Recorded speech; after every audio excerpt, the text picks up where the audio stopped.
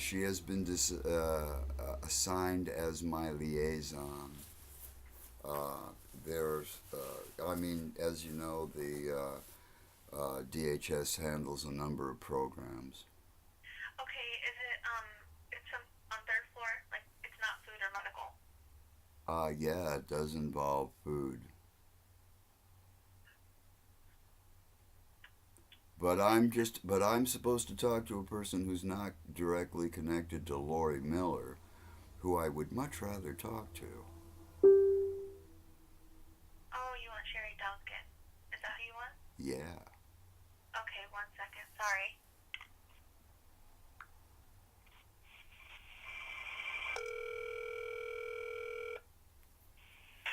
Human Services, this is Sherry Duncan. May I help you? Hello, Sherry. I have a question. Wait, who is this? This is Jeff Sobroff. Hey, Jeff, how you doing? Well, I'm kind of puzzled. I haven't talked to you in ages. Well, you know, I had been living in Rock Island for a moment. Hello? Hello?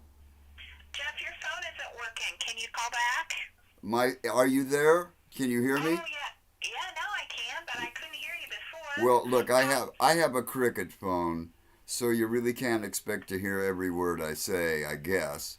Okay. But now, as I had previously told you, I had moved to Rock Island, and I lived Uh, and and then you moved to Davenport. yes, now I am at the question that I have. Uh, You? yeah, there is. What's the Um, matter? well, the thing is, when I was talking to the people in Illinois, they seemed pretty positive that the amount of money that I pay for rent has a big influence on my food stamp allotment. Now, as we had discussed earlier, Okay, Jeff, I'm going to stop you. Why are you thinking that Illinois Department of Human Services workers would have any knowledge or input on Iowa benefits and how well, they're because figured? people from the Department of Human Services in Des Moines confirmed that. Okay. Okay, so what I'm looking at here is I'm looking at these documents, which I'm going to publish on Facebook, Uh-huh. which include the evidence that that for 9 months out of 2007, my federal allotment for my Social Security had been intentionally changed by some office member in your building.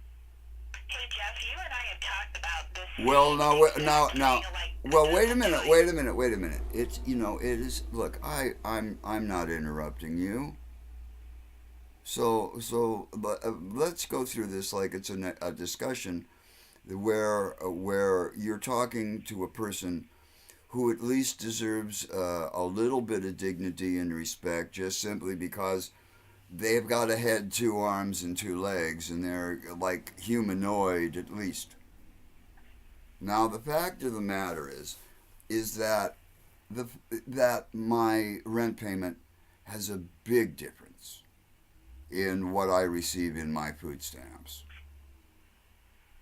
And for the past, well, it's 2017 now, so let's call it 3 years, because I was released from prison in February of 2014. For 3 years, people in your building, in your department, even Mr. Healy told me, "Oh, your rent payment doesn't have anything to do with your food stamps," but it does. It absolutely does. I've got people in the DHS office who work for Charles, the director, and they're telling me that you're not giving me the correct information about that, and you're not handling my case in the proper way. That for the past 3 years, you have been cheating me out of nearly $50 worth of food every month. That's a serious thing. So if you were just about to tell me, well, we've talked about this before, yeah, we have. People in your office, and I dare say even yourself, have told me that something that's just not true and is depriving me of a big part of my entitlement. Because my Social Security's been slashed just because I told the truth about Social Security and their treatment of Wanda Butler. Right now, Wanda Butler's getting $30 a month handed to her. The rest, not $30, $30 a week. The rest of that goes to the Butler family, who are using that money to put drugs on the street. That Wanda is occasionally forced out of the house, told to go down to the gateway, now it was the Judah, and prostitute herself so that she can gain readmission into the house where DHS and Social Security are paying her rent. And Wanda is not allowed to have any administrative appeal rights with DHS. And Wanda is too emotionally and psychologically fractured because of her lifelong rape and sexual slavery to be able to deal with the system that way, and nobody's helping her.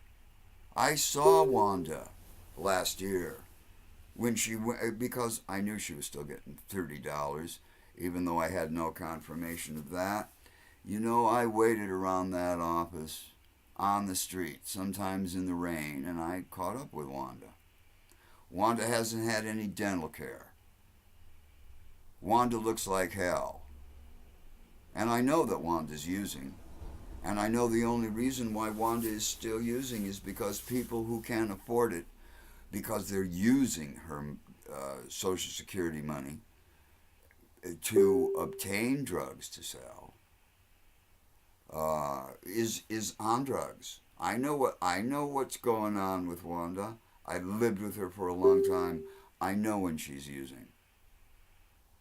And she couldn't deny it when I told her that I knew she was using. And for someone, I mean, it is part of your mandate and Social Security's mandate too, to visit her at least once a year to check out her condition and her living situation. Wanda shouldn't be on the street dressed in rags. Wanda should have clothes that looks like she's not a homeless person or a bum who'd spent the night in a dumpster. Now, and because I stuck up for her, and because I stuck up for Nettie Clemens, I've got people in your office who you guys lied to me about my food stamp allotment and it being directly connected to how much I pay in rent. And you also lied to have me trespassed from your office. I never threatened anybody there. As a matter of fact, I still have the recordings I have made in your offices. And you know, those recordings cover every instance of every time I was in your building, inclusive of the period which goes back to 1983. I can prove I never threatened anybody in your office. All I did was make an article about a former director who decided that he would tell Nettie Clemens that they were going to throw her out of her Section 8 housing, and you people don't got anything to do with Section 8 housing. You've told me. That's right. And it doesn't seem to have, it doesn't seem, well,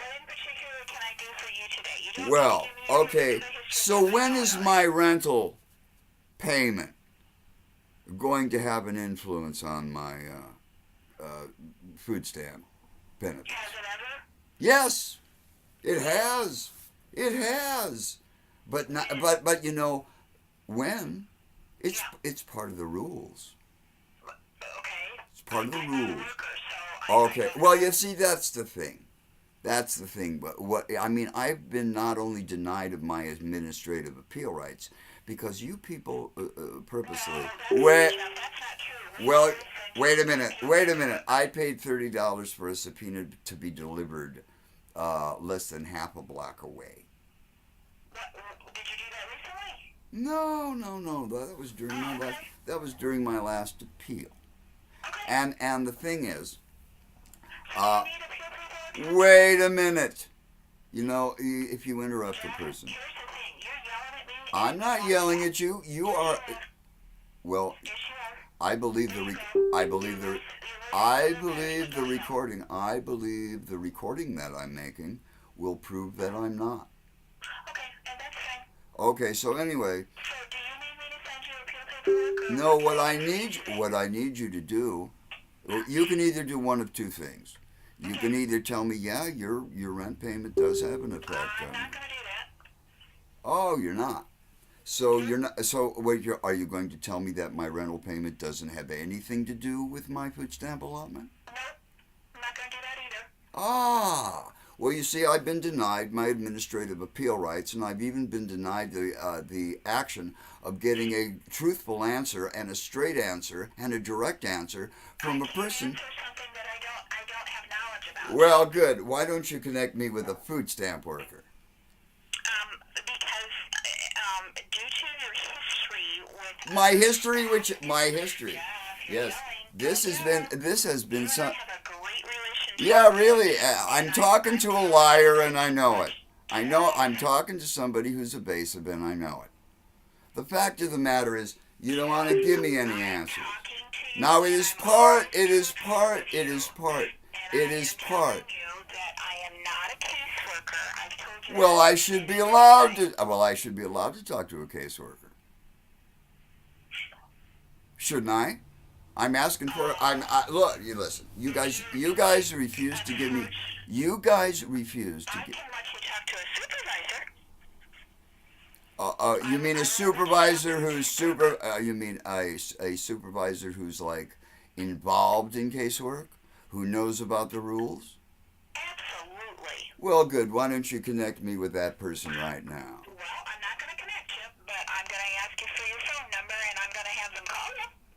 Oh, fine. That'll be just fine. And when will they be calling me?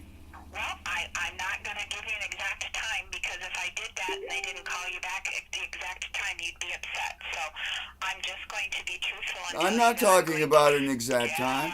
I'm not talking. I'm not. Look, I'll tell you what. Are they gonna call me back today? Of course they're going to call you back. I don't know Today? if they're going to call you back. Are they going to call me back today? I don't know. Oh, I see. Well, I'll tell you what. What's your number, Jeff? I do want another appeal because I'm being denied my administrative appeal rights, and I do want. So you need us to send you another appeal form? No, I need three, because there's three. Yeah, there's three issues here, because you guys aren't supposed to lie to me. You've been lying to me for 3 years. Okay, Jeff. And I have, and the evidence of that, the evidence of that is, the evidence of I that. have a meeting I have to go to, so give me your phone number so I can get a message. You mean wait a minute, you're supposed to be my special liaison, and you don't have my telephone. But I've been talking to you for 15 minutes. Well, wait a minute. Actually, you've been talking to me for 13 minutes and 42 seconds exactly. So, give me a. Good. I'm just asking you a question. I mean, as my special liaison, shouldn't you have my phone number in your file? Jeff, I don't have a file on you. Oh, but you're my special liaison. I'm the person that you talk to, and I always get you the information that you ask for. Well, you won't give it to me today. Phone call back. I Good. always make sure you get one. Okay, well, okay. I'll tell you what. I'm the person that's very helpful for you. Well, So okay. I need your phone number. What's your phone number? Well, just a minute. I have to turn off. I have to turn off my webcam. That's the correct phone number, and you should make it. And listen, Call back. today. Jeff, I'm not going to guarantee you get a phone call back today. Well, okay. When that, in which case, in which case, I'm going to make this video, which I am going to post on YouTube immediately. I'm going to. Well, it's Duncan, isn't it? It is. And your first name is Sandy? I can spell No, that. no, Sandra. my name isn't Sandy. Oh, what? Oh, okay. Oh, excuse me. What is your first name? Sherry. Sherry. S-H-A-R-I. Shari. Well, look, I want to get your first name right and your name spelled right because people get insulted when I spell their names wrong. So, Well, I don't get insulted when people spell my name wrong. well, I just help them I spell just it. want the public to know who the flat catcher is. Okay, I have to go, okay? Happy Send this trails. email off so I can get you a phone call back. Sure. Do you want me to go ahead and have the appeal paperwork sent to that new... Yes, I do want it sent to the new. Oh, and she hung up. Sherry Duncan is an evasive, lying person. For 3 years, I have been denied enough food to eat because I told the world what a former director of the DHS facility in Davenport was doing to a severely handicapped person who couldn't live on the street, who threatened to throw her out of his Section 8 housing. What is significant in that case is that those people don't have anything to do with assignment of Section 8 housing. They don't have anything to do with it. It's not their department. And they laid a wolf ticket on a person who was emotionally fractured just to cause her some grief. And I fixed that problem by publishing the name of that director and telling the world what he was doing. And that is why I now have to talk to Sherry Duncan, and I can't talk to a caseworker, nor can and I actually have to disguise my identity because I know other people who are on food stamps. So when I call up an office of DHS in the capital of the state and portray myself as a person who I'm not, I can have all of the information I need to have to make them think that they're talking to somebody they can talk to, and they end up telling me the truth when I'm not me. When I am me, they don't want to tell me the truth. This is how the government serves you, because if they can do it to me, they can do it to anybody. This is Dmitry Ivanovich with the Naked Truth.